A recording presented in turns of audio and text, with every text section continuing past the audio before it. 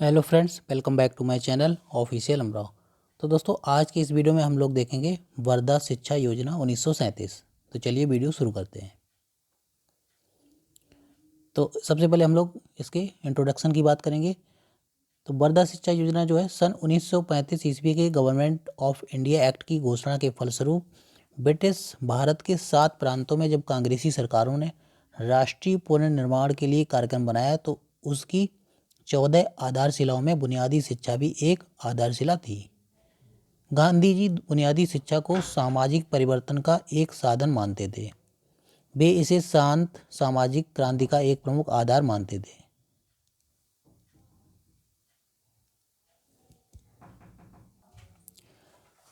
वे व्यक्ति के शारीरिक, मानसिक तथा आध्यात्मिक पक्षों के पुनर्निर्माण द्वारा सामाजिक क्रांति का एक प्रमुख आधार मानते थे।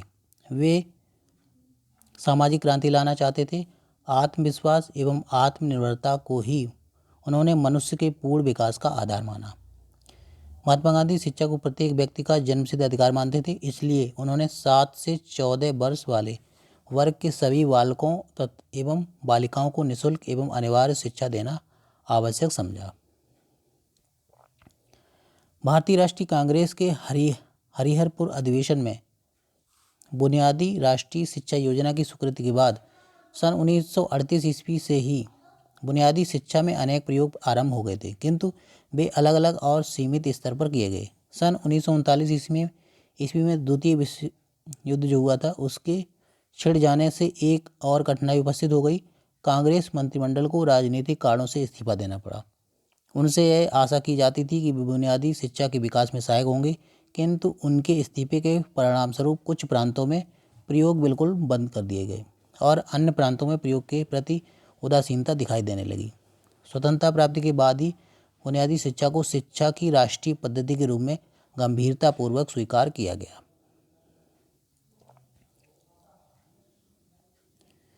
बुनियादी शिक्षा जो है निरंतर प्रगति करती रही, क्योंकि बेसिक स्कूलों की संख्या बराबर बढ़ती रही, किंतु साधारण प्रारंभिक और मिडिल स्कूलों की अपेक्षा बेसिक स्कूलों की संख्या की वृद्धि के गति में कमी रही। बेसिक स्कूलों में प्रवेश का जहाँ तक संबंध है, स्थिति संतोषजनक नहीं रही।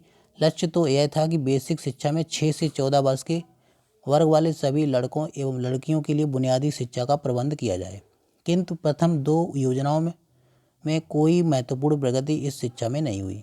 इस काल में बुनियादी शिक्षा के प्रसार की प्रगति उतनी भी नहीं हुई जितनी साधारण प्रारंभिक शिक्षा के प्रसार की। यद्यपि साधारण प्रारंभिक शिक्षा की प्रगति भी संतोषजनक नहीं है। अध्यापक शिक्षण की स्थिति भी बिल्कुल संतोषजनक नहीं है। भारत में प्रारंभिक शिक्षकों की शिक्षा के बारे में प्रथम राष्ट्रीय विचार गोष्ठी की 1960 ईस्वी की रिपोर्ट और हाल में अध्यापक प्रशिक्षण के संबंध में प्लान प्रोजेक्ट्स की समिति की 1963 ईस्वी की रिपोर्ट से सिद्ध होता है कि अध्यापक प्रशिक्षण कार्यक्रम में अनेक त्रुटियां हैं। इसमें न केवल उचित एवं योग्य कर्मचारियों, भवनों, कर्मचारियों, उपकरणों और अन्य स्थूल साधनों की कमी रही है, बल्कि अपर्याप्त पाठ्य विषय और शिक्षण की प्रभावहीन विधि तथा शैली का भी दोष रहा है। बेसिक स्कूल की शैक्षिक योजना को सुचारू रूप से चलाने के लिए यह आवश्यक है कि अध्यापकों की शैक्षिक पृष्ठभूमि उच्च कोटि की हो और वे अपने कार्य में प्रवीण हों। प्रारंभिक विद्यालयों के लिए अध्यापक तैयार करने वाले सभी प्रशिक्षण संस्थाएं बेसिक ढंग की होनी चाहिए। प्रत्येक प्रदेश के प्रत्येक जिले में एक आदर्श प्रशिक्षण विद्यालय स्थापित किया जाए। इस प्रशिक्षण विद्यालय के साथ 4-5 बेसिक स्कूल संलग्न होने चाहिए। इस केंद्र में पर्याप्त रूप से अध्यापक एवं उपकरण हों और बुनियादी शिक्षा का संपूर्ण कार्यक्रम इसी के द्वारा पूरा किया जाए। यह एक प्रशिक्षण के बहुग्राही महाविद्यालय यानी कि कॉम्प्रिहेंसिव कॉलेज ऑफ एजुकेशन का अभिन्न अंग हो, जिसमें कई प्रशिक्षण संस्थाएं हों जो शिक्षा के सभी स्तरों एवं विद्यालय के कार्यक्रम की भिन्न भिन्न शाखाओं के लिए अध्यापक तैयार करें। 1938 में बुनियादी शिक्षा की मौलिक योजना जाकिर हुसैन समिति ने तैयार की थी। इसमें यह सिफारिश की गई थी कि प्रत्येक प्रांत में शिक्षा की एक समिति स्थापित होनी चाहिए, जिसके कार्यों में बुनियादी शिक्षा में खोज और संगठन का कार्य भी सम्मिलित किया जाए। प्रत्येक प्रदेश में स्थापित शिक्षा की प्रदेशीय संस्था स्टेट इंस्टीट्यूट ऑफ एजुकेशन बुनियादी शिक्षा की विविध समस्याओं का अध्ययन तथा अनुसंधान कार्य करें। राष्ट्रीय शैक्षणिक अनुसंधान और प्रशिक्षण परिषद यानी कि national council of educational research and training को राष्ट्रीय स्तर के महत्व वाली समस्याओं का अनुसंधान करना चाहिए। अनुसंधान द्वारा समयबाह्य यानी कि कोरिलेशन पद्धति को अध्यापक के लिए सुबोध तथा सुगम बना दिया जाए। बुनियादी शिक्षा संबंधी कुछ ऐसी मुख्य समस्याएं हैं जिन्हें सुलझाने के लिए शीघ्र ध्यान दिया जाना आवश्यक है। जैसे एक ही शिक्षक द्वारा अनेक कक्षाओं के पढ़ाने की समस्या, ऐसी कक्षाओं को पढ़ाने की समस्या जिनमें बच्चों की संख्या बहुत अधिक हो, भिन्न भिन्न उद्योगों की शैक्षणिक संभावनाओं का पता लगाने और उनकी पद्धति तथा उत्पादन क्षमता का विकास करना, जिनके द्वारा जांच की जा सके कि कहाँ तक बुनियादी शिक्षा की प्रगति उसके उद्देश्यों के अनुसार हो रही है, ताकि इन विधियों और उपकरणों से बुनियादी शिक्षा के अध्यापक एवं प्रशासक आवश्यकता अनुसार लाभ उठा सकें। बेसिक स्कूलों के लिए अध्यापक तैयार करने वाली प्रशिक्षण संस्थाओं की समस्याओं की ओर ध्यान देना, ताकि प्रशिक्षण कार्यक्रम को प्रभावशाली बनाया जा सके, और छात्राध्यापकों के लिए उपयुक्त साहित्य की तैयारी पर ध्यान देना।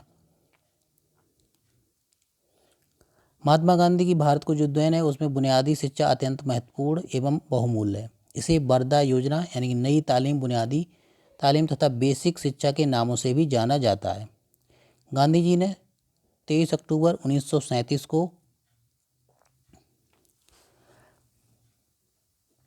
नई तालीम की योजना बनाई, जिससे राष्ट्रव्यापी व्यवहारिक रूप दिया जाना था। उनके शैक्षिक विचार शिक्षा शास्त्रियों के तत्कालीन विचारों से मेल नहीं खाते, इसलिए प्रारंभ में उनके विचारों का विरोध हुआ। गांधी जी ने कहा था कि नई तालीम का विचार भारत के लिए उनका अंतिम तथा सर्वश्रेष्ठ योगदान है। गांधी जी के जीवन पर्यंत चले सत्य के अन्वेषण एवं राष्ट्र के निर्माण हेतु सक्रिय प्रयोगों के माध्यम से लंबे समय तक विचारों के गहन मंथन के परिणामस्वरूप नई तालीम का दर्शन एवं प्रक्रिया का प्रादुर्भाव हुआ, जो केवल भारतवर्ष ही नहीं अपितु संपूर्ण मानव समाज को एक नई दिशा देने में सक्षम था। परंतु दुर्भाग्यवश इस सर्वोत्तम कल्याणकारी शिक्षा प्रणाली का राष्ट्रीय स्तर पर भी समुचित प्रयोग नहीं हो पाया, जिसके फलस्वरूप आज तक यह देश गांधी जी के सपनों के अनुरूप सार्थक और सही स्वराज्य प्राप्त करने में असमर्थ रहा। बल्कि इसके विपरीत आज तो आलम यह है कि शैक्षणिक, सामाजिक एवं आर्थिक दृष्टि से भारत पुनः पाश्चात्य साम्राज्यवाद के अधीन निरंतर सरकता चला जा रहा है। आज भारत की अधिकांश शिक्षा व्यवस्था राज्य आश्रित अथवा पूंजीपतियों पर आश्रित है। अधिकांश राज्य आश्रित शिक्षण संस्थाएं संसाधन एवं अनुसंधान के अभाव में निष्क्रिय हैं, इसलिए गुणवत्ता से युक्त शिक्षा देने में असमर्थ हैं। इसी प्रकार पूंजीपतियों पर आश्रित सभी शिक्षण संस्थाएं व्यावसायिक रूप में सक्रिय हैं, जो गरीबों की पहुंच से बाहर हैं। उनमें सिर्फ संपन्न लोगों के बच्चे ही पढ़ सकते हैं। भारत की स्वाधीनता के 60 से अधिक वर्ष बीतने के पश्चात भी ऐसे बच्चों की संख्या काफ़ी अधिक है जिन्होंने विद्यालय के द्वार तक नहीं देखे हैं। जो विद्यालय जाने का सामर्थ्य रखते हैं, उन्हें लॉर्ड मैकाले की परंपरा से चली आ रही अंग्रेजी शिक्षा के अतिरिक्त कुछ भी प्राप्त नहीं होता। कुल मिलाकर उनमें भारतीय मौलिक शिक्षा को ग्रहण करने वाले शायद ही कोई मिले। यह बात नहीं है कि भारतीय शिक्षा देने वालों का अभाव है, परंतु इसलिए भी कि सभी अभिभावकों में यह इच्छा शक्ति एवं साहस नहीं है कि वे अपने बच्चों को सरकारी अथवा पूंजीपतियों द्वारा निर्धारित अंग्रेजी शिक्षा को त्याग कर भारतीय शिक्षा दिलाएं। जब तक जनसाधारण की इस कायरतापूर्ण मानसिकता में परिवर्तन न किया जाएगा, तब तक नई तालीम सहित कोई भी भारतीय शिक्षण प्रणाली इस देश में पनप नहीं सकती। अब बात करें नई तालीम यानी बुनियादी शिक्षा का इतिहास क्या रहा है। 22 से 23 अक्टूबर 1937 को वर्धा में जो अखिल भारतीय शैक्षिक सम्मेलन आयोजित हुआ, उसकी अध्यक्षता गांधी जी ने की। उसके उद्घाटन भाषण में गांधी जी ने अपने शिक्षा दर्शन के महत्वपूर्ण पहलुओं पर प्रकाश डाला। उसके बाद नई तालीम योजना के अनेक पहलुओं पर खुली चर्चा हुई। इस चर्चा में प्रसिद्ध गांधीवादी शिक्षा शास्त्री विनोबा भावे, काका कालेलकर तथा जाकिर हुसैन सहित अनेक विद्वानों ने भाग लिया। सम्मेलन के अंतिम दिन निम्नलिखित प्रस्ताव पारित किए गए, जिसमें बताया गया कि बच्चों को 7 वर्ष तक राष्ट्रव्यापी निःशुल्क एवं अनिवार्य शिक्षा दी जाए। दूसरा, शिक्षा का माध्यम मातृभाषा हो। तीसरा, इस दौरान दी जाने वाली शिक्षा हस्तशिल्प या उत्पादक कार्य पर केंद्रित हो। अन्य सभी योग्यताओं और गुणों का विकास जहाँ तक संभव हो बच्चों के पर्यावरण को ध्यान में रखते हुए बालक द्वारा चुनी हुई हस्तकला से संबंधित हो।